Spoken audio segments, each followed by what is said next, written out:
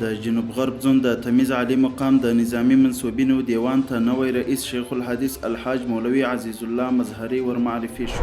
د کابل ښار د اسناد او وثیقو د ثبت شپږو امریتونو په یوه میاشت کې د 2380 نکاحتونو په ګډون 2916 بیلابیلې وثیقې هم اجرا کړي دي. د فراه محاکمو په 2 اونیو کې د 158 دوسیو پر حل او فصل سربیره 328 وثیقې هم اجرا کړي دي.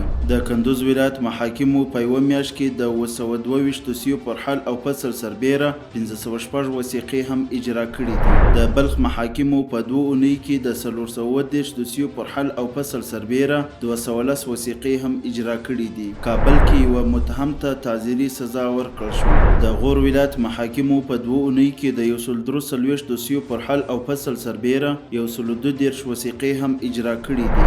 د پکتیکا په ډیله ولسوالۍ کې د مقتول کورنۍ لخوا قاتل ته بخښنه وشوه.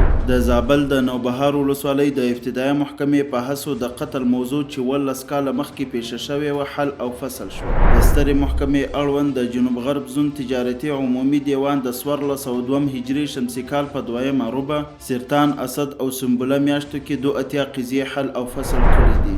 د کابل ولایت محاکمو د روان 1402 لمریز کال په 2مه روبه له 1444 د 12مې میاشتې له 3مې هجري قمري نیټې څخه تر 1445 د 3مې میاشتې تر 6مې هجري قمري نیټې پورې د 4813 بیلابیلو دوسیو پر حل او فصل سربیره 8858 وثیقې هم اجرا کړي دي.